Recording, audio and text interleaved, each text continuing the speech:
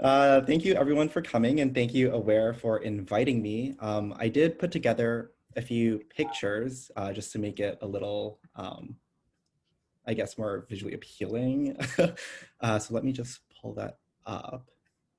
Great. So yeah, as they mentioned at the very beginning, I was hoping to touch on kind of two main experiences today. The first is the work that I did with the Toronto Youth Cabinet, and then the second is with the community organization. So we called ourselves the Toronto Coalition of EcoSchools. And I wanted to share both because I think they were two very different approaches to implementing and championing change. The Toronto Youth Cabinet was very much more top down, and then the TCE is like, I think, a very good example of like trying to bring about change but bottom up, or more grassroots style.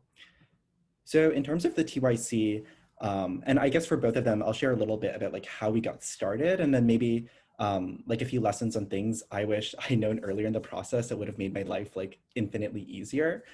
But with the TYC, it all really started with, I think we were in a meeting and we kind of brought up this idea of like, all these students, like myself included, were graduating high school or we're about to graduate high school. And we still have like, or know very little about managing money, especially when it comes to like, what is a mortgage? Like, what is a savings account? I still like barely even know, and I'm studying business.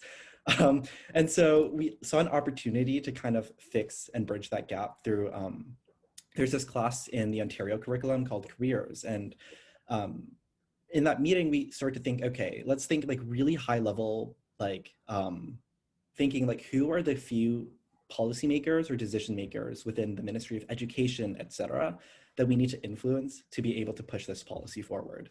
And we eventually narrowed it down to like a list of 5 to 10 people. And a few weeks later, eventually ended up launching like a petition, which we would share online, and like reaching out to tons of like news media outlets and trying to get them to cover our story. Eventually, like after lots of ignored emails, we got like one response, and they wrote this like little piece on us. And then eventually it slowly started to snowball and snowball and snowball. And we got tons of signatures on the petition. And then ended up getting to meet with like the Minister of Education for Ontario. And they were basically like very on board with this whole idea of like implementing financial literacy.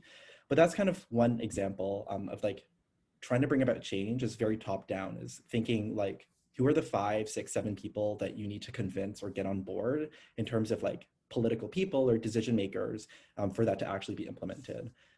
So I'd be happy to like answer any questions or talk more about kind of the differences or why we decided to take kind of a top-down approach to bring about change in that scenario. But the second experience I also want to touch on too was the Toronto Coalition of EcoSchools, or TCE. And so this was a youth-run community organization in Toronto.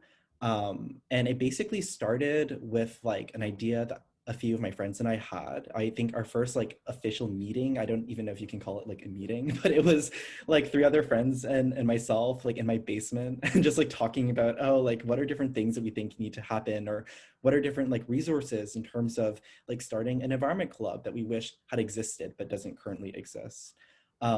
And then I remember like Googling up things like, oh, like how do you open a bank account for an NGO? Or like how do you start an NGO? Like very simple, fundamental things like that. And so that was like completely opposite spectrum, where we were trying to very much figure things out as we went and like didn't have kind of any resources to start with, and slowly start to scale and scale and scale.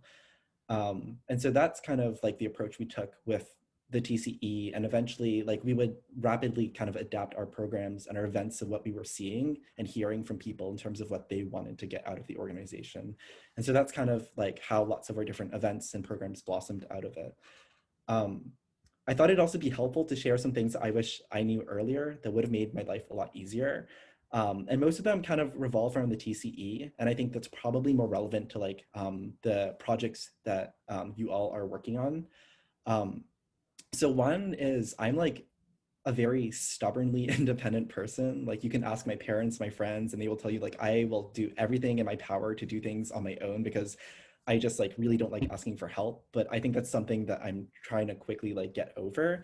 And it's something I learned like through the TCE, that it is so important and you really shouldn't be ashamed to ask for help. I remember at the very beginning, I would try to like do graphic design and photography, event photography on my own. And it was just like horrible because I don't know how to do photography and or graphic design. It was like all on Word and PowerPoint. And so eventually like kind of got over that fear slowly of like, okay, it's fine asking for help because I have tons of friends who are into photography and are into graphic design. And I don't think it's like wrong to ask them if they're willing to volunteer a little bit of their time. Um, a few like months ago, I actually found or logged into my old TCE account from like back in high school. And I was looking through emails I was sending out to people, and it was just like ridiculous. Like I was just sending emails to like random people I've never met before, like asking like, hey, like your work is really cool. I'd love to learn more about it. Or like if there's something that I wanted to get out of it or like an ask from them. And so that's one thing that I definitely like encourage you all to do is not be afraid asking for help. Like this top picture here, it was like a gorgeous venue, and it eventually became like our monthly meeting venue. And it all literally came out of an email I sent to like this LGBT resource center in Toronto, basically being like, hey, we're a group of students and we need a place to meet and we don't have anything to offer you. But they were really on board with the mission. They saw how excited we were. And so they were like, okay, yeah, sure. No one's like using the facility on Saturdays, so you can come by. Um, and then this picture on the bottom too was taken by a very talented photographer friend. And as you can see, is like infinitely higher quality than that first picture. So it doesn't hurt to ask for help. And then the second lesson that I wish I knew earlier, and kind of the last thing I want to share with you all before passing it on, is I kind of eventually like adopted this motto of it's better to do something kind of like imperfectly than nothing at all, if that makes sense. And I think it might make more sense if I like share an example. Um, when I was like starting the TCE, I think before that initial meeting or like meeting with my friends in my basement, there was probably like 3, 4, 5 months of like planning, kind of just on my own part.